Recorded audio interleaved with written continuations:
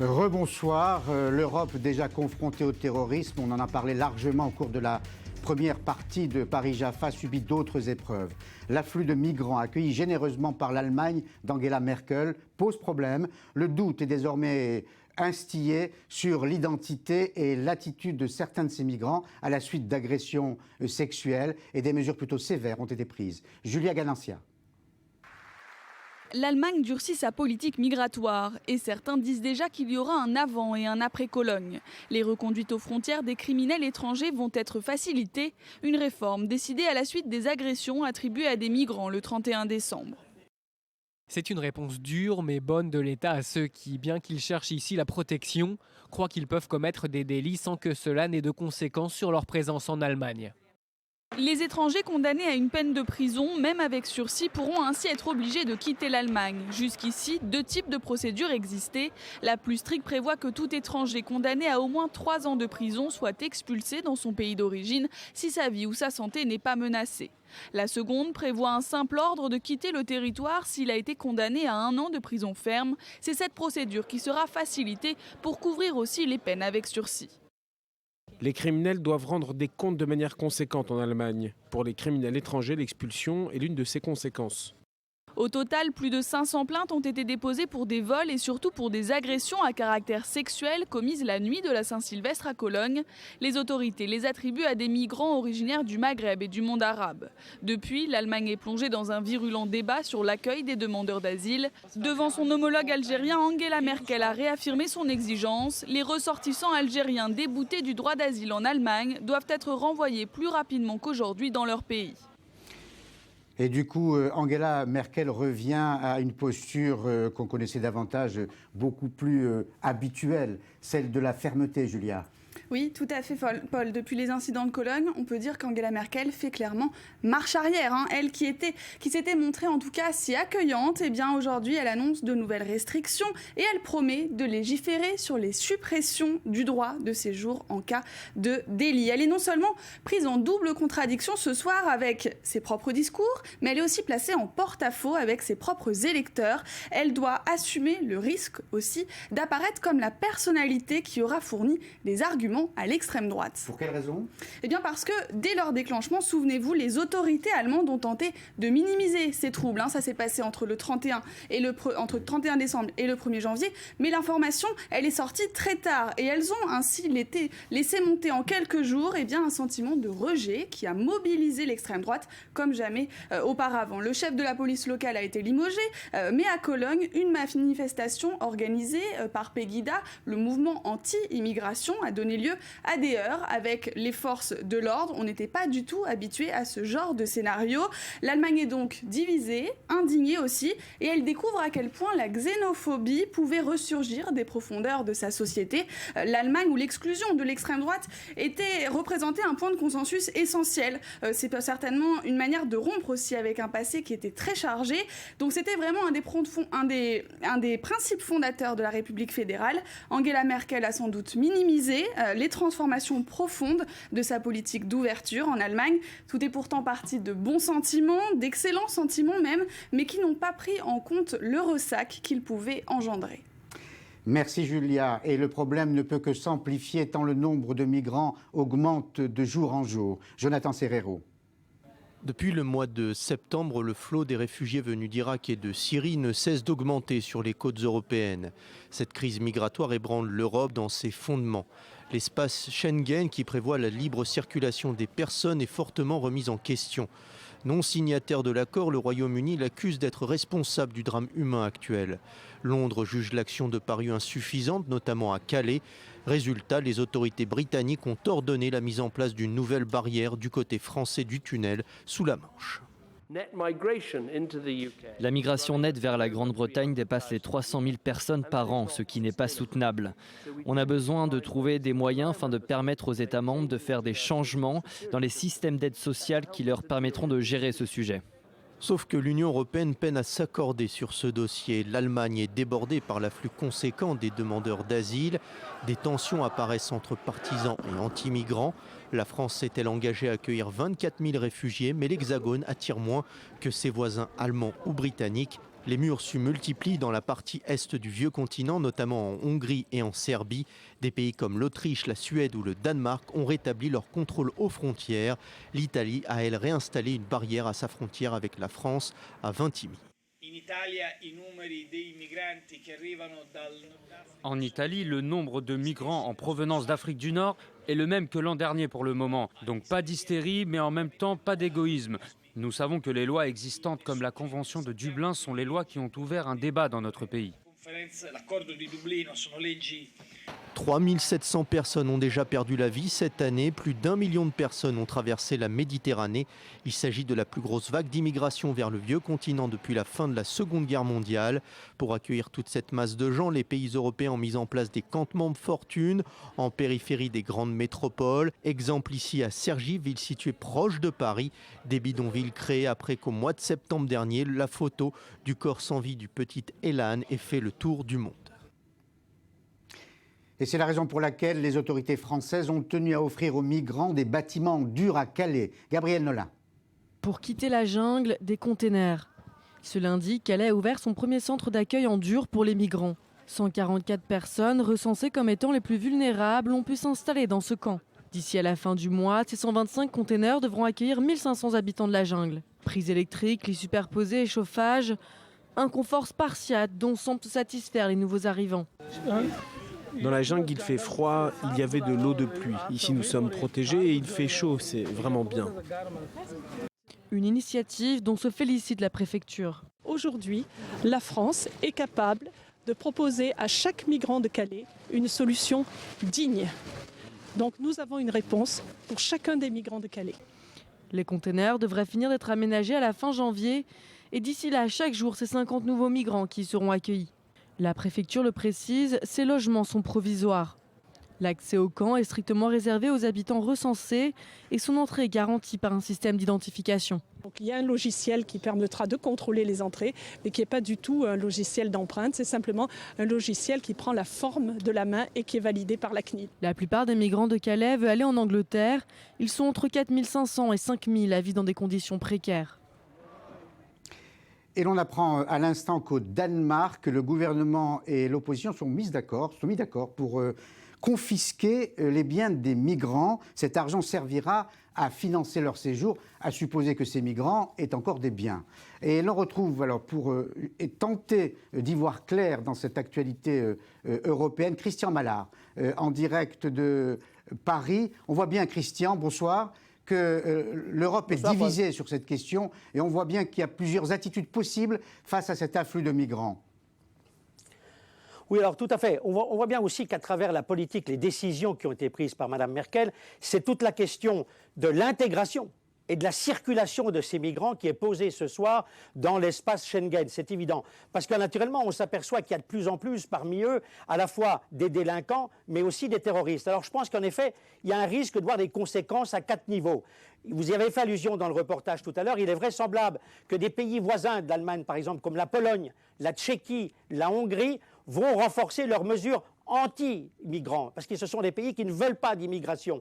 Ensuite, la France, qui a suivi Mme Merkel dans son aide aux réfugiés, dans sa politique pour les réfugiés, la France est en train de renforcer le dispositif de sécurité à la fois à l'intérieur, mais aux frontières de Schengen. Enfin, il y a un autre point, c'est qu'il est vraisemblable que Mme Merkel va devoir revoir à la baisse, avec ses partenaires de l'Union européenne, le nombre des migrants qu'on souhaitait accueillir pour l'année 2016, c'est-à-dire 1 million. Enfin, il y a le problème de l'islamophobie. Vous savez qu'en Allemagne, on a assisté à des débordements avec un mouvement islamophobe qui s'appelle Pegida et qui va se renforcer sans doute et peut-être aussi à l'extérieur de l'Allemagne avec d'autres mouvements qui peuvent naître et refuser cette politique migratoire qui a été menée jusqu'à présent par l'Union européenne. Merci Christian. En France, l'actualité sociale et désormais judiciaire est marquée par une condamnation ferme, 9 mois de prison de 8 anciens salariés de Goodyear. Ils avaient séquestré pendant 30 heures les cadres dirigeants de l'entreprise. On peut imaginer l'émoi des syndicats. Léa Berdugo. Une catastrophe, une peine démesurée. C'est en ces termes que les 8 anciens salariés de l'usine Goodyear d'Amiens Nord accueillent leur verdict. Michael Vamen est l'ancien dirigeant de la CGT au sein de l'entreprise. Il dénonce un procès politique. Ce jugement, il est simplement là pour faire un rappel à tous ceux qui, comme nous, oseraient lever la tête, pour dire que dans notre pays, il faut plus de liberté, il faut plus de droits et il faut surtout plus de justice sociale. Moi, je me rappelle quand même du candidat Hollande qui est venu sur notre parking, qui nous avait promis qu'il ferait tout pour pas que notre usine elle ferme. Il a fait l'inverse, l'usine est fermée et maintenant il veut nous faire condamner à de la prison ferme. Janvier 2014, 2 cadres de l'usine sont séquestrés pendant 30 heures. À sa libération, le directeur de la production reconnaît qu'il n'y a pas eu d'atteinte à son intégrité physique. Lors du procès, les prévenus avaient évoqué un coup de colère face à une direction sans réponse à la détresse sociale des employés quelques jours avant la fermeture de l'usine. Même si les conflits sociaux ont été nombreux ces dernières années, ils ont rarement débouché sur des procès ou des condamnations. En 2010, des cadres de la Poste avaient été séquestrés à Nanterre. Résultat, 3 salariés condamnés à des amendes en appel, 12 relaxés, dont l'ancien dirigeant du NPA, Olivier Besancenot. Depuis l'annonce du verdict, les réactions pleuvent. Certains politiques fustigent une ignoble décision. Les condamnés ont d'ores et déjà annoncé qu'ils feront appel. Et Léa, c'est une vraie surprise, c'est tellement rare qu'il y ait une condamnation ferme à la prison. Exactement. Alors, en théorie, la séquestration est très lourdement sanctionnée. On a 2 cas de figure. Si elle ne dépasse pas 7 jours, elle est passible de 5 ans d'emprisonnement et de 75 000 € d'amende. Au-delà, de 20 ans de réclusion et de 150 000 € d'amende. Seulement, en pratique, eh bien, la réalité est tout autre puisque les poursuites sont très rares. Alors, petit récapitulatif de ce type d'incident. Cette image qui a beaucoup choqué l'opinion. On y voit le DRH d'Air France, Xavier Brossetta, chemise arrachée, être évacué par les forces de l'ordre. Cela se passe en octobre dernier lors du comité central d'entreprise. 5 salariés sont accusés d'avoir pris part aux échauffourées qui sont survenues lors d'une manifestation. Ils seront jugés le 27 mai en correctionnel pour violence. Octobre 2012, un cadre de PSA Aulnay est retenu 11 heures. La séquestration a lieu en Seine-Saint-Denis. Les auteurs ne subissent aucune poursuite car la direction renonce à des sanctions. Alors, on a évoqué un peu plus tôt la séquestration de plusieurs cadres de la Poste à Nanterre en 2010. Ce sont les seules condamnations qui ont été enregistrées dans ce type d'affaires. Pas de prison, seulement des amendes. Février de la même année, 50 salariés de Pierre Import retiennent toute une nuit le PDG et son directeur général. Aucune poursuite, là encore. Enfin, en 2009, 9 séquestrations ont été recensées, ce qui est exceptionnel, dans une usine Michelin en Saône-et-Loire ou encore dans celle de Caterpillar à Grenoble. Aucune sanction, malgré les faits de violence avérée, encore une fois. Alors, si ce cas de Goodyear fait jurisprudence, eh bien, les salariés réfléchiront à 2 fois avant de mener ce type d'opération choc. Merci Léa Berdugo. Et avant de retrouver en direct de Paris le grand rabbin de France, Raïm Corsia, sur la nouvelle agression antisémite à Marseille et sur la polémique qui semble naître sur le port ou pas de la kippa à l'extérieur. Revenons sur les autres événements de la journée résumés par Julia Ganancia. C'est notre toute image en 2 minutes. Les images sont spectaculaires. La vidéo de l'assaut contre la planque du narcotrafiquant El Chapo a été diffusée par le Mexique. On entend les tirs nourris de la marine mexicaine alors qu'elle pénètre dans un bâtiment de la ville de Los Mochis. C'est là que se terrait le parrain du cartel de Sinaloa. 5 personnes sont tuées et 6 arrêtées. À 12 mois de la fin de son second mandat, l'heure du bilan a déjà sonné. Barack Obama prononcera dans quelques heures au Capitole à Washington son 8e et dernier discours annuel sur l'état de l'Union. Le locataire de la Maison-Blanche veut profiter de cette ultime allocution pour défendre son bilan. Il n'est pas certain qu'il suscite autant d'adhésion qu'il le souhaite. Selon un récent sondage mené en décembre par CBS et le New York Times, 68% des Américains estiment que le pays est sur la mauvaise pente. En France, 2 ans de prison ferme pour un marchand de sommeil. La Cour d'appel de Paris a condamné la responsable de l'incendie de l'hôtel Paris Opéra. C'était en 2005, le drame avait coûté la vie à 24 personnes, dont 11 enfants. L'incendie le plus meurtrier de l'histoire de Paris depuis la Libération. Toujours en matière de justice, le volet dit des écoutes de l'affaire Bettencourt. Le tribunal correctionnel de Bordeaux relaxe l'ex-majordome de la milliardaire et 5 journalistes poursuivis. Pascal Bonnefoy a été poursuivi pour avoir enregistré sa patronne dans son bureau à son insu en 2009 et 2010. Ces écoutes avaient été en partie reproduites dans Mediapart. Les cours du pétrole se rapprochent des 30 $ le baril, un plancher sous lequel ils n'ont plus chuté depuis 12 ans. Une dégringolade qui provoque des remous au sein de l'OPEP. Et dans ce contexte, le groupe pétrolier britannique BP prévoit de supprimer au moins 4000 emplois dans le monde en 2 ans. Il y avait foule à l'église Saint-Roch ce matin. Dernier hommage du monde du spectacle à Michel Galabru. Comédien prolifique tant au théâtre qu'au cinéma avec près de 250 films et téléfilms. L'acteur a ensuite été inhumé dans la plus stricte intimité au cimetière Montmartre. Il s'est éteint le 4 janvier. Si vous nous rejoignez, sachez que dans quelques instants, nous aurons en direct de Paris le grand rabbin de France, Chaim Corsia. Nous lui donnons le temps simplement de s'installer, de s'équiper d'un micro et d'une oreillette pour parler de cette agression antisémite qui s'est produite de nouveau hier à Marseille. Un enseignant juif a été attaqué par un jeune de 16 ans. Il s'apprêtait à fêter son anniversaire, mais il a décidé simplement de devenir terroriste. Et vous pouvez deviner le traumatisme de la victime. Écoutons-le. Je me sens très fatigué. C'est une situation très difficile. Comme vous pensez, hein, c'est quelque chose qu'on ne peut pas imaginer. Et très dur à vivre. Voilà. Chaim Corsia, bonsoir. Vous êtes en direct depuis nos studios bonsoir. De Paris. Merci beaucoup. Je sais que vous avez couru dans Paris pour revenir nous rejoindre et pour répondre à quelques questions. D'abord, votre sentiment sur cette nouvelle agression antisémite. Oui, c'est une nouvelle agression antisémite. J'ai parlé à la victime, qui est un professeur, un homme formidable. Je l'ai trouvé plein d'espérance et en même temps bouleversé par la violence de l'attaque, par le fait que c'était un jeune tellement déterminé que c'en était stupéfiant et qui a dû un miracle de ne pas avoir été blessé beaucoup plus gravement. Ça démontre la dangerosité extrême de l'endoctrinement sur Internet et l'obligation qu'on a de trouver des moyens de lutter contre ce déferlement, déchaînement de haine sur Internet où on doit quand même avoir des garde-fous. J'arrive pas à comprendre que Facebook et d'autres arrivent à contrôler certains types de messages et n'arrivent pas ou ne veulent pas contrôler toute cette haine antisémite développée par tel ou tel site. Et quand on connaît la vigilance du CSA, par exemple, pour ne parler que de la France à propos des télévisions, oui. Et ce contrôle permanent que le CSA exerce sur les télévisions, à juste titre, moi-même je ne comprends pas qu'on ne puisse pas légiférer sur le net et que les autorités du monde entier n'obligent pas ces grands groupes multinationaux très puissants à eux-mêmes faire leur propre police. Oui, vous avez parfaitement raison. Je pense, alors je parle d'Internet, mais toute la haine qui se déverse sur les satellites, et là vous savez très bien, c'est votre métier, qu'on peut très bien contrôler les canaux, on peut contrôler la diffusion et on pourrait imposer des sanctions à ceux qui diffusent ces messages de haine et qui sont responsables.